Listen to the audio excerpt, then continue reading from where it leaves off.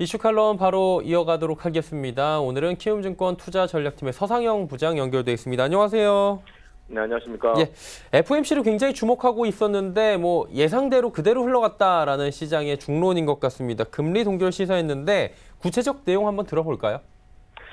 연준이 이제 FOMC를 통해서요. 네. 올해 미국 성장률을 하향 조정했습니다. 2.3%에서 2.1%로 하향 조정했고요. 특히 주목했던 부분들은 이제 금리 전망인데 금리 전망을 무려 0.5%포인트, 그러니까 2.9%에서 2.4%로 하향 조정을 했습니다. 2.4%라 함은 결국 현재 기준금리하고 기준금리 밴드의 이제 가운데이기 때문에 금리를 동결을 할 것이다라는 것으로 해석되고 있고요. 핵심 인플레이션은 2.0%를 유지를 했지만 금리 전망을 이렇게 하향 조정함으로써 올해 연준은 금리 동결을 시사했습니다. 자산 매입 축소 또한 5월부터 규모를 줄인 이후에 9월에 종료를 한다라고 발표를 했고, 이제 끝나고 나서 이제 파월 연준의장이 기자회견을 통해서 미국 경제는 여전히 견조한 성장을 하고 있지만 속도는 둔화되고 있다라고 언급을 했고요.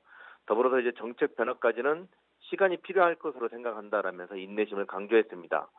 이러한 흐름이 전체적으로 미국 금융시장의 변동성을 좀 키운 하루였다고 보시면 될 것 같습니다.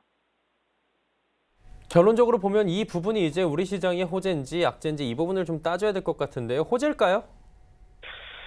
호재일까요, 과연? 일단은 시장이 좀 알려준다고 봐야 될 것 같습니다. 어제 미국 증시의 특징이 FOMC 결과 나오고 나서 결국은 상승 전환에 성공을 했었습니다. 그렇지만 시간이 지나면서 이 부분에 대한 해석 자체가 나오기 시작했는데요.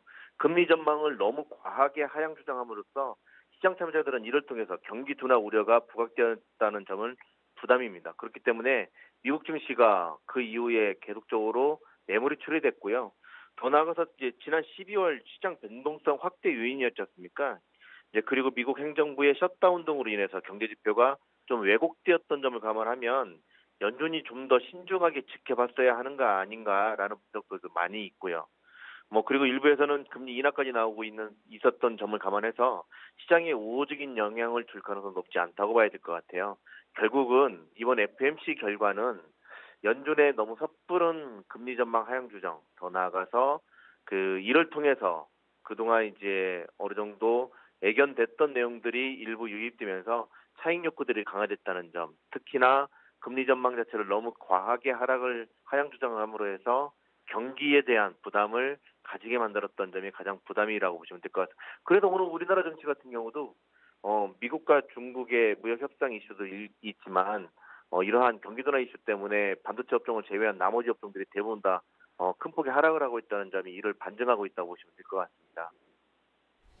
근데 이제 달러 약세가 이제 유발되는 부분은 분명히 여러 가지 측면에서 좀 호재로 작용할 것 같은데 이 부분은 이렇게 저희가 그냥 원론적으로 봐도 되는 부분인 겁니까? 그렇죠. 달러가 약세를 보인다라면, 그러니까 우리나라 원화가 강세를 보일 때에는 외국인의 수급이 좀 더 긍정적이었던 점을 생각해야 된다고 봅니다. 그래서 오늘 외국인들의 수급은 좀 견조했지 않습니까? 그렇기 때문에 이를 두고 악재라고 꼭 평가를 할 필요는 없다고 보시면 될 것 같아요. 다만 이제 빌기파적인 연준과 미국과 중국의 무역 협상에 대한 기대는 이미 일정 정도 금융시장에 반영이 되어 있기 때문에 일부 차익 욕구가 높아진 점은 배제할 수 없고요. 일단 금리 동결까지 시사했던 점은 시장에서도 깜짝 놀랄 정도의 흐름이었기 때문에 달러화가 큰 폭의 하락을 했었지만, 그 이후에 이제 어느 정도 이제 미국과 중국의 무역 협상에 대한 불확실성이 불거지면서 달러화가 다시 이제 낙폭을 좀 축소했던 그런 모습들을 좀 지켜봐야 될 것 같아요. 그렇기 때문에 꼭 굳이 달러 약세가 우리나라 증시에는 긍정적이라 이런 식으로 해석할 필요는 없을 것 같습니다. 아직까지는. 그리고 무역 협상 이제 같이 정리를 해봐야 될 것 같은데 이 부분이 생각보다 잘 갈 것이다 그러다가 지금 계속 삐그덕거리고 있는 모습인데 이게 어떤 내용으로 어제는 또 삐그덕거린 겁니까?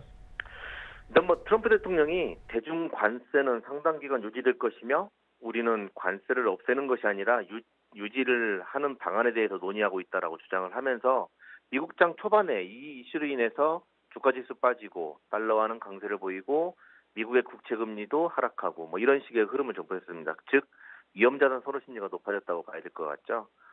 이는 이제 무역 협상이 타결이 된다고 해도 중국이 협상을 이행하는지 여부를 확인할 때까지는 관세를 유지하겠다는 것으로 해석되고 있다고 보시면 될 것 같아요.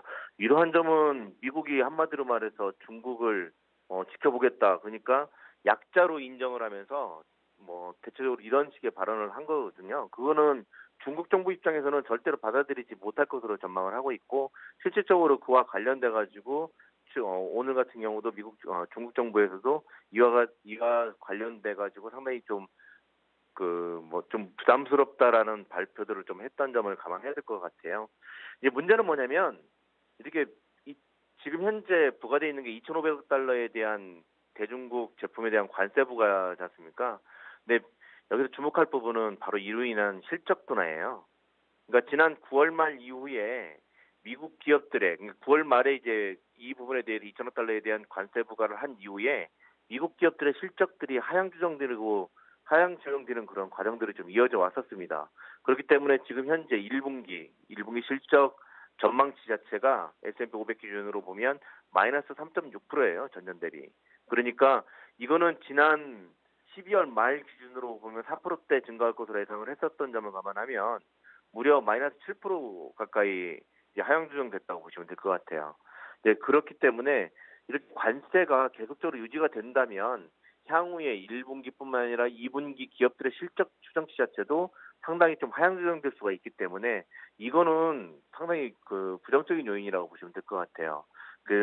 중국에 대한 경기 둔화 우려감도 좀 있지만 미국 기업들의 실적 둔화에 대한 이슈가 재차 부각될 수가 있다는 점을 감안하면 이렇게 트럼프 대통령의 관세 유지 발언 같은 경우는 상당히 부정적이라고 보시면 될 것 같습니다. 결국에 지속적으로 지금 나왔던 무역 협상이 실적 둔화를 만들어 가고 있고 두 나라에 결국에는 뭐 득될 게 하나도 없다라는 부분이 계속해서 부각이 되는 건데 시장에 지속적으로 부담을 주겠네요. 네, 그렇죠. 이런 식의 움직임이 계속적으로 이어진다라면 좀 문제가 좀 있을 수가 있고요.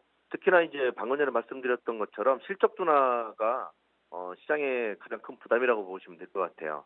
특히 이제 미국의 방금 전에 말씀드렸듯이 1분기 S&P 500 영업이익은 전년 대비 마이너스 3.6%거든요. 근데 이걸 주도하고 있는 게 바로 IT예요. 물론 이제 소재하고 에너지가 마이너스 20%대 YOY로 보면 마이너스 20%대지만 이거야 뭐 국제유가의 최근의 급락이라든지 이런 여파이기 때문에 이걸 제외시킨다라면 IT가 마이너스 10%입니다. 전년 대비 마이너스 10%고 IT뿐만이 아니라 경기 소비재 가치 그러니까 대중국 상품을 수입을 해야 하지 않습니까? 그런 것들에 대한 부담 이런 것들 때문에 이런 쪽에 무역 분쟁과 관련된 그다음에 중국 제품들에 관련된 업종 자체가 하향 조정 폭이 좀 컸다라고 보시면 될 것 같고요. 일단 이게 방금 전에 말씀드렸던 것처럼 9월 말 이후에 계속적으로 이익 추정치가 하향되고 있는데 이거는 우리나라도 똑같다고 보시면 돼요.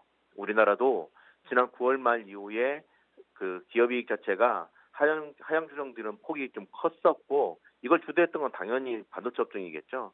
오늘 우리나라 20일까지 수출 발표가 있었지만 반도체가 여전히 전년 대비 마이너스 25%입니다.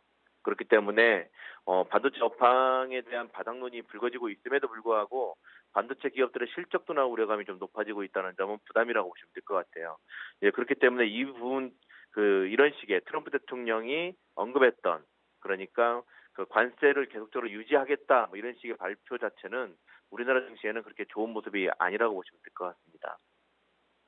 자, 그렇다면 시기를 한번 여쭤보면 좋을 것 같습니다. 부장님, 이게 이익 감소가 언제쯤 끝나고 어떠한 뭐 지표나 뭐 발표되는 것들을 보면 그래도 가늠은 할 수 있잖아요. 어떤 것들을 주목하면 좋을까요?